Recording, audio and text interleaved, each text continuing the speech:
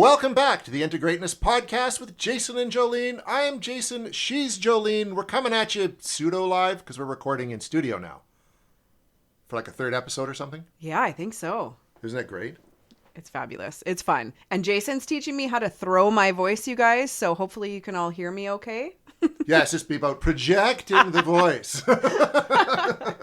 Which I found funny because like when we recorded the last episode, I had to boost your levels a little bit to even everything out. But I'm like, Jolene's loud. Like she's the last person I expected to have to boost levels for. Yeah, right. And he said you were really good in the drunk drunk episode. And I said, because I was drunk and loud.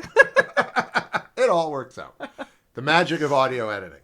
I'm playing around a lot these days with video editing too. So when we do make the jump to YouTube, because we've threatened to do that, not publicly, I just did that. But yeah, I'm learning how to do that crap too. Yeah, you guys will get to see our faces. You'll get to watch how we interact. We'll do funny things. It'll be good. Yeah. But this episode, we're talking nostalgia. Because sort of nostalgia is a big thing right now. I think a lot of people, or not a lot, but many people have become nostalgic for a different era. Maybe it's because what we just lived through. But I know in terms of people I know, because we're all hitting the half-century mark, you start looking back and you kind of start missing your youth maybe, or just when things seem simpler for you. What do you think? Like, do you get nostalgic for anything, Jolene? Yeah, I do. I'm actually a big nostalgia person. And it was funny because when Jason first presented this, I started kind of rolling in my mind about it. And I was like, ooh, there's pros and cons to nostalgia. So that's kind of what we're going to dive into. But I want Jason to first. So I'm a very nostalgic person, and I'll talk about where that actually is a bit of a detriment for me, or could be for many people. And I want Jason to talk about what he just showed me before we started recording, because I said, what made you think of this topic? And he showed me. So tell them about that. Well, yeah, back before Christmas, the new trailer for Indiana Jones and the Dial of Destiny dropped. Which, I mean, for those who... Everyone should know who Indiana Jones is. I don't care who you are. But this is like the fifth film in a franchise that started in 1981. I was 9. I was 1 year to be thought of. Way to make a guy feel old, Jolene. But it was like... It was the movie, like, I mean, I love Star Wars and all that, but Indiana Jones was the movie that kind of influenced my whole life. Like, I love adventure, I love travel, I have a strong interest in high strangeness and the unknown, which, of course, Indiana Jones always dabbled a bit into this supernatural element. And so it was a character that resonated with me. And so I grew up with the franchise and the character. We'll forget the fourth movie because it was crap. But there's new ones coming out that's supposed to be kind of, obviously, the last one, because Harrison Ford is fucking 80 years old. But like kicking ass at 80 years old, even in the trailer, like riding horses, punching people. But it also has an element of it where it goes back to when the original movies took place. So they've de-aged him. So they're kind of bridging the gap. And so watching that trailer, though, I was suddenly 50-year-old Jay. But because they went back in time and de-aged him, I also sort of felt like 9-year-old Jason again, seeing it for the first time. And so it was a real powerful feeling that kind of came up within me. One part, like I'm getting older and things are changing, but being connected to my youth. So that really that was the big thing that prompted it. And the other bit is on Netflix recently. There's a sequel series called That 90s Show, which I remember that 70s show came out in the 90s. And now it's like those characters have grown up. They've got kids and it's their kids getting to know each other. And of course it's got like the Red and I think Deborah, who are like the mom of the main character. And they're there and they're old. And it's even watching that show is kind of making this weird generational connection. They've even remember the old theme song? Yeah. That was very much like, groovy 70s hanging out. They've updated it to like a grunge sort of sound for the opening credits. And it's like, holy crap. Like, it's like my youth and 20s has come back in a big way. And it's an interesting sensation to kind of sit with right now. Yeah. Okay. So this got everybody time traveling a little bit, didn't it? Just like the mention of those things. So that feeling that came up when some of those shows and those eras were brought up, just notice that feeling within you. This is really predominant in a lot of like inner child healing work, and we connect with inner child and childhood memories when we're doing a lot of like counseling or healing work. But in general, when I think of nostalgia and how it's impacted my life, It significantly came into my life a few years ago when I was planning our 20th reunion for high school. And I go back, like I was valedictorian back then, and connecting with that version of myself and reconnecting with people from my grad class that, social media allows us to be able to do, stay in touch and stuff. But there were some I hadn't talked to in forever because they aren't on social media.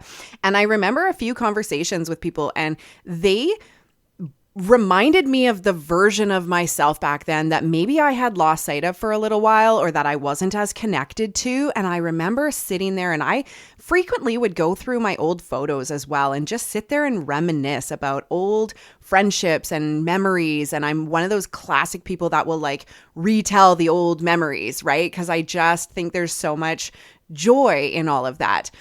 And I remember like connecting with that 20-year-old version of myself a few years ago, especially when I started kind of like ramping up my healing journey in the last few years. And man, it was so freeing. And it was like another piece of coming back to myself, because there were pieces of me that were left behind there that I did want to bring forward that had gotten forgotten. So that's kind of that nostalgia piece that was so impactful for me. Where that gets detrimental is like if we get stuck in the past, if we get stuck in past relationships, past versions of ourselves, if we don't allow ourselves to evolve with time. So I allowed myself to evolve and go back and reclaim parts of me that, I didn't get to bring forward that I wanted to, right? And maybe those were fearless parts. Those were confident parts. Those were parts that were I was way more kind of connected in different ways back then, and had lost sight of that through the last, 20 some years. But it's very interesting. I think when I think of like the unhealthy version of us getting stuck in the past, I think of one of my favorite movies. So when Jason's talking about favorite movies, I have some of my favorite shows too. So Napoleon Dynamite was one of mine. And I just think of Uncle Rico. Like he could not get over his football days, right? Like he was stuck in that, and his identity was totally defined by that. And when that didn't progress forward, he didn't progress forward, right? God, I love that movie. Me too. Are you Pedro's cousins with the sweet hookups? Oh my God. I could quote that movie. That and Austin Powers, the trilogy there, those movies are classic one-liners for me. Those actually go back to that grade 12, like high school year for me as well. So those are funny ones that bring back a ton of memories. But I want you guys to all think about that, right? Like, one of the funniest things when I planned our 10-year reunion is like people can go and they can become lawyers. And I mean, here's me as a counselor, but you guys saw me in the Drunk Podcast episode, right? Like I easily can resort to a previous version of myself or whatever that be. Actually, one of my high school friends just last week sent me this hilarious video clip and was like, "Hey, Jolene, I thought you'd appreciate this." And it was this kid like chugging a soda pop or something. And it was like, try not to burp. And he like burped so hard he fell into the garage door or something, and then like the camera fell over. It was this whole ordeal. But that, right, is a very nostalgic piece if anybody remembers my belches in that episode. But that friend remembered from high school and like sent that to me. Isn't that hilarious? That shows something. That left that impression, obviously. It was like something I was very well known for sure. But go back and kind of think of some of these things, when we go and hang out with groups of people from periods of our life, we can easily get slingshot back there. So you can be the lawyer, but the minute I put you with your friends that you were 17 with, you are going to be so immature. You might be shotgunning a beer and imitating, whatever it is that you used to do back then. And it's really easy to slingshot yourself back there because associations often treat us the way they remembered us to be. And that's why like it's really hard when people don't allow you to evolve and treat you as the evolved version of you when we're doing some of our healing work. But it can also inspire these previous versions of us that like time travel us back to these times, like you to a 9-year-old while you're watching this Indiana Jones thing. Or, you can put people in, go join your old sports team and suddenly you guys are acting like idiots in the way that maybe you did back then, right? And we kind of compartmentalize our identity and our memories based on some of those associations and who we were in those groups, right? It happens in family, right? If you get together with a bunch of cousins or something, maybe you were the youngest cousin and you were the one that kind of took on a certain role and the cousins all treated you a certain way. But in your home and professional life, you're like top dog, right? Well, you were even mentioning, because you've got, your mom staying with you right now, and there's a part where you're like, you were talking about the dynamic, like you've got your own kids, so you're being a mom, but then your mom's there, and suddenly you'd be going to daughter mode. Yeah. Right? I think it's a natural, we fit into those patterns without even realizing we've slipped into that, especially when you're dealing like with parents and other relatives, etc., or even friends that you've known for 35 years. Totally. And we were talking about how we might make that an episode all in itself. Yeah, that'll be interesting. Right? Yeah. Intergenerational dynamics, family dynamics of those things. But you know, it's funny because like what kinds of things are nostalgic for you? So for me, photos are always a big one. I like have hard copy photos from all my earlier years. I was always like the keeper of the photos. I'm the idiot that makes everybody get together for some kind of group photo that everyone thanks me at, because the only time we pull them out now is at a funeral, it seems like. But essentially, you know, photos are one. Music is a big one for me. Music, I definitely can locate with the versions of myself based on the genre and the era that music came out in. That is like a second language to me for sure. What other different things? Locations, I think, right? If you have certain places you're always vacationing, or certain things, you know, like if you were a hockey player, maybe it was the arena. I was a dancer, so the studio, things like that. What is nostalgic to you? Is it something that represents your generation, right? So, you know, I always see those hilarious reels that come out, and it's like, you know, you're a 90s kid if, right? And you're like, yes, that and that and that, or whatever it be, right? I think eras become a big thing, because I was sort of coming of age mostly through the 80s. So for me, like my buddy Carl and I, like he's someone who looks back, and like his childhood up to like his 20s was the best time of his life. So he's very nostalgic. Like he collects all the old toys that we had. And when I kind of hang out at his place at night, we'll watch like TV intros from 1982. And suddenly, like, you know, you're just watching it like, never heard of that show. Never heard of that show. And then something comes on that you haven't thought about in 35 years, like this old firefighting show called Code Red. And I was like, holy fuck, Code Red, Sunday night, 7 o'clock. And you know what I mean? But it was like, I hadn't thought of that show since like 1982. Wow. Yeah, totally. And you get Slingshot right back there, and you remember when it was on, what channel, right? I can remember being the kid sitting there, and then the show God. coming on after that I wasn't allowed to watch because it was like a grown-up show, Yeah. right? And I was just kind of like, suddenly it's like, man, I miss that like 8-year-old version of me sometimes. Yeah, and it's interesting. I mean, I'm not slamming Carl by any means because I don't know the man, but when like, do you see him or other people kind of get stuck in some of that nostalgia as well? And that's kind of that piece where it's like, where is it a propeller forward? Where is it that we go back and review, like, you know, old connections or old situations we've been in, where we go back and remember like the good times? Are we remembering the good times and moving forward with what they were to teach us and offer us, or are we like stuck there? I think like for Carl, I think he's definitely, because it was the best time of his life. And I mean, like, he nearly died like, 10 years ago, and he got divorced right after that, and he had to raise his 4 kids by himself. So I think for him, it was the best part of life. I think we have a tendency to stick with the part of life we enjoyed the most. For me, it's been the last 10 years. So, I mean, I could get into a whole bunch of stuff of why my childhood might not be something I'm nostalgic for, but it's those little moments that are nice to reflect back on from the good times from that point. Whereas for Carl, it was that whole period of life. And I think he is very much still back there now. Yeah. And that's where, like, I think it becomes an individual process. Do we, like, how much does it hold you back from moving forward, from evolving? Does it interfere with your daily functioning? Does it interfere with you being able to create new experiences, new relationships, any of those sorts of things? So really kind of ask yourself, and especially with connections, we've talked a lot about connection in the last few episodes, and we can get so attached to connections. And when we talked about, are you willing to let connections come and go as they are kind of aligned with you or not? And sometimes we have a hard time letting go of old connections, or old connections resurfaced. You know how much this comes up in counseling? And I'll tell you, during Mercury retrograde, that shit is off the charts. We have old connections coming back. And a lot of what the healing for that is it's triggering and bringing up a previous version of ourselves that maybe needs some extra attention and healing. Often is the case.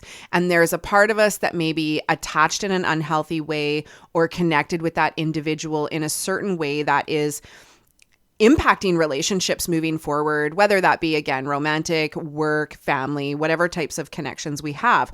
But usually it's recalling that previous version of ourselves to do a little bit more self-reflection and access that. So for me, it was like a, 17-year-old version of myself when I got time traveled back to my high school days, right? And there were some really beneficial parts of like, oh, right, what happened to that part of her? I want that to come forward with me on this journey, because she got hidden back there. She got left back there somehow.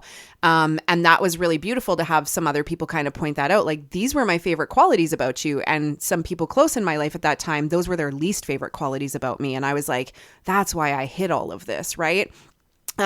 So then you look at that, but then you can also look at, ooh, okay, this connection came back into my life to remind me of some of these things, right? What were some of my patterns here? What were some of the maybe belief systems here? What were some of the connections and what I can kind of evolve myself from that way, if that makes sense? It does. So it's interesting when these moments occur. Like, yeah, what are you reminded of?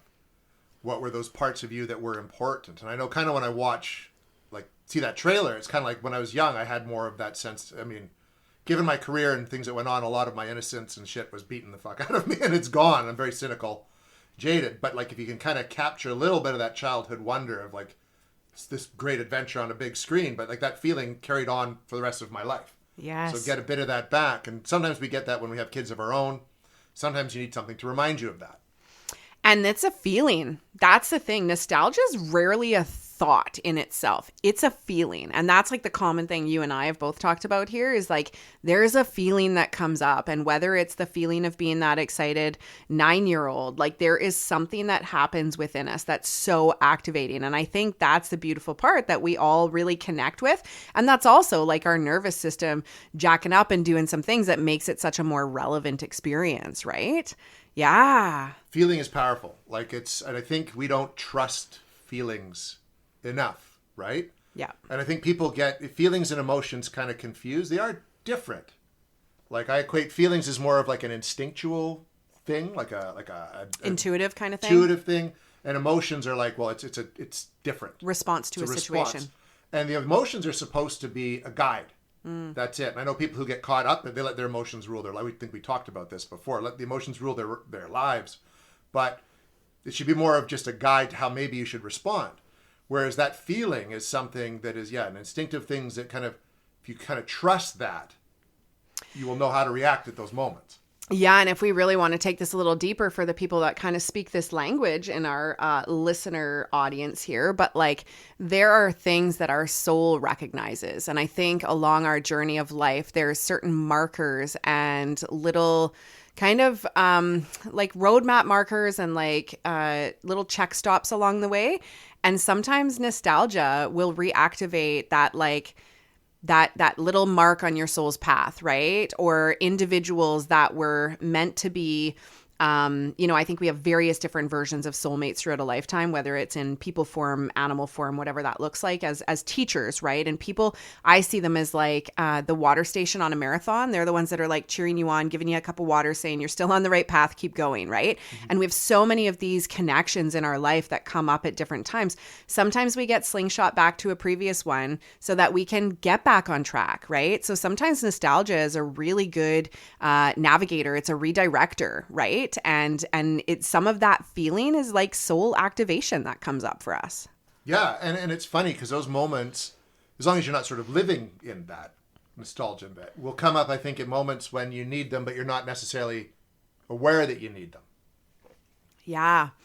And it's one of those things like where do we find our balance? So when I'm thinking about people who may have gotten stuck in some of that nostalgia or going back and living in periods of their lives that maybe they either really loved or lacked, right? So I think of Michael Jackson, right? And I mean, we were all so curious around like why he wants to be in this childlike world too, right? And I know there's a whole other side of that we won't get into, but we do know his childhood was stolen through fame and fortune and being a performer, right? Oh, like huge. I look at my 5-year-old and I could not imagine them being on tour, memorizing and dancing on stage all day long and missing out on just being a kid. 5 years old, you know? Oh, it's crazy. I mean, it's the same with like the hockey dad. Yeah. That wants their kid to be the next Wayne Gretzky. So they're out at 5 a.m.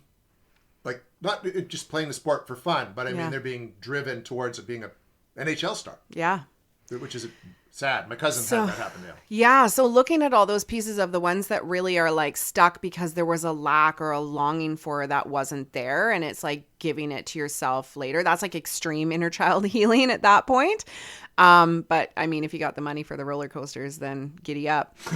But, you know, I think of a colleague that I had, who is now on the spirit side of our world, but she was this beautiful woman who had experienced so much trauma in her life. She lost a couple of kids in a car accident, and also, you know, the living family members, you know, the marriage fell apart, and one of the kids was, you know, injured for the rest of his life, essentially needing care. And then another one was damaged psychologically, and, you know, addiction and things like that come hand in hand with that. So her life was so tragic in many ways, and she was the most delightful woman ever. And she was a caretaker. She worked in the mental health and addictions field, and her commitment to herself, where she lost herself and found joy, was in Disney. So she actually would work extra and save up money so she could take Disneyland trips very frequently. And she had all her little Disney memorabilia around. And I'm sure some of that was linked to her kids, but it was also because it was just truly the happiest place on earth. And I don't remember if she had childhood memories of that place, but I know that it was such a significant, peaceful, joyful feeling for her that like, that is what she anchored into, right? So that's like a beautiful, like the healing aspect of nostalgia for her, right? Oh yeah, and I that's beautiful. I mean, it was. Yeah, that is. That really is. Yeah, no, and she was a very neat lady, and when you came to appreciate her story, you understood why that was so meaningful for her. So for our listeners, have a think about like nostalgia, and this can come in the sense of like belongings. What kind of things do we hang on to? Like when we talked about that decluttering episode and making space, right? Like, are you one of those people that has a really hard time getting rid of sentimental items? Like where's your cutoff line? Where's the point where you're able to let some things go? And what are the ones you like have to hold on to? You know, what is that nostalgia like for you? Yeah, my mom, my adopted mom, when she passed away and we were trying to clean out her basement, it was like, holy shit. Like she held on to everything, right? It was kind of one point amazing and one point sad. Yeah. At the same time, she held on a lot of my stuff too that I eventually just got rid of because I hadn't seen it in 30 years. It had no meaning anymore. But it's an interesting thing. Whereas now I know personally, I don't really hold on to much because I get my nostalgia like through music and film and television. Those bring back a lot of memories for me. Like when they did the new Ghostbusters movie that came out where there was like the grandkids and then at the very end when Bill Murray and everyone showed up, it's like, oh yeah, I'm back in, 12 again and watching this. And that's kind of where I get those moments from. And I think like for generations to come, so much more is digital now. So you don't have to hold on to the cassette tape or the CDs. Like we used to have the CDs. I really miss going through the album covers and looking at the pictures and the lyrics. Oh right? Yeah, they were like I do miss that. Yeah. I don't miss the CD towers and all the bullshit you had to keep. Like I like that it's all just on my phone. I don't miss having to like juggle in the car and like switch your CDs out unless you scored like a 6-disc changer in your car, right? Yeah, those like are awesome, man. fuck, that's nostalgia, guys. Like that's not even that long ago. So thinking about some of those things, right, is like generationally what looks like nostalgia now is like different, like item wise. I love antiques. I love antique furniture, antique belongings, but like there's time and place for that stuff now. Like there's so many antique stores that are filled with stuff. Like there's a couple in town that like are bizarrely filled with things that I'm just like, do you know which ones I'm talking about? I do. Yeah. So like so much stuff, right? So there's a fine line between some of that, but I think about some of the most key things that I've like held onto from loved ones, especially who have passed, right? So like I remember, I think I still have this pair of cowboy boots of my dad's, which is funny because he wasn't a cowboy, but there was something about like when he dressed up, he wore these boots. And I think that was more my mom's thing, and that's why I haven't gotten rid of them, because they were more meaningful to her than me. So I don't know why they're in my closet downstairs. Mom, you can take those. That's the room she's sleeping in right now, actually. Go get Dad's cowboy boots. But, you know, there's like a few select things. His tools for sure are the things that my sister and I split up. When I think about grandparents, I remember there was like, okay, well, what do we want to do with this stuff? And I just remember like saying, you know, I want grandma's candy dish. And this is, you guys, I love candy. We know this, right? So she had like this orange blown glass, you know, the style, totally. The blown glass. Yep. And it was this like amazing dish that's all like cracked around the outside, because if you don't put the lid on properly, it like kind of shatters the glass. So this thing always had stale peanut brittle in it when we would go there. And I fucking love this candy dish. So I took that. I was like, I just want the candy dish. And then actually my cousin gave me her whole set of silverware, because that was like, I used to help set the table. So the silverware was kind of something that was really meaningful. I actually thought that cousin for sure would have taken it, but she ended up giving it to me. So those are things that are like nostalgic items that are related to like rituals and memories. And, you know, they take me right back. Like I can think about being at my grandparents' place in Westwold, and it smells like ham on the bone cooking. And that smell was like cooked into the wooden walls of that like cabin home kind of thing, right? With the wood fireplace too. Oh, that is a smell that I can taste right now as I talk about it. And I love wood smoke. Because when I was a kid, the place we had out at the shoe shop was heated with an old wood stove. And it would, you had to heat it that way. So you'd start, like my dad would get up before everyone else and get the fire going and then go back to bed. And I can still remember the sound. When it would heat up, it'd be that tick, tick, tick, tick, tick, that metal heating up. So we've got a wood burning stove downstairs. And I remember the first time I lit it up, and then suddenly I could hear this tick, tick, tick, tick, tick, tick, tick. And I was just like, yep. I'm home. I'm home. I've come right home. That's why I love a wood fire. Totally. Yeah. So really think about some of those things. You know, I can think about some family trips that my family had taken. And like when my mind travels back to some of those places, like that's powerful nostalgia. And that's not nostalgia that like holds me back, right? I can think of the nostalgia that holds me back. And that's like thinking about really good previous connections that are no longer. And a lot of people will talk about this like, oh, that was the one who got away, you know, and they like question things or they go back and revisit some stuff. So think about some of those things in your life, you know. I remember like in my workplace, this used to come up a lot. So there was me and a bunch of colleagues, and they were, we had a lot of funny stories, but like we were notorious for retelling the same fucking stories every time somebody new came in. Kirk, Bart, you guys know, like there was a whole group of us, and it was just like, oh good, we have a new audience. Here's this one funny time that this happened, right? Like anyone who listened to the Christmas episode, you remember the one where my colleague made me laugh really hard about like just so inappropriate in this training session. That was a story that would get told all the time. Like so funny. And those were like pieces where now I look in that workplace is very different. And I was like, man, we were just like reliving the glory days because it just kept changing. And we were like, we don't like this change. We want to go back. And that happens a lot in any institution, right? Like I remember when I first went into employment counseling, I came in at the tail end of one contract and the start of another, and all I heard for the first year I was there was how good the old contract was and how the new one sucked. And I'm just kind of like, this seems okay to me. Right? That's totally what it was. And we were like, they were all like the old timers there too. And I mean, I had been there for like 13 years, and then everything really started to shift and change when I was kind of on my last couple of years out. But I remember the lunchroom chats. There was like, it was, what do they call that? Like the old gentleman's club or the old man's club or something? Yeah, the like, gentleman's club. The gentleman's club. It's kind of like that idea, right? I see these little coffee groups of guys all the time that meet up and go through the old glory days, right? Well, they cycle through Brock every morning, it seems. If you go to Motivo by like 9:30, 10 o'clock in the morning, they're all there. They're cycled there in the morning, awesome. Right? Yeah, so just think about that, right? And I think, you know, it's really about gauging. Is it helpful nostalgia? Is it harmful nostalgia? What purpose does it serve? And like, how does it activate me? I think I'm most curious about the activation of it, you know? Yeah, how does it make you feel? Yeah. I think. And if it makes you feel sad, why would it make you feel sad? Yeah. Is it something that maybe you're missing from that time, or it was just like not a good time for you?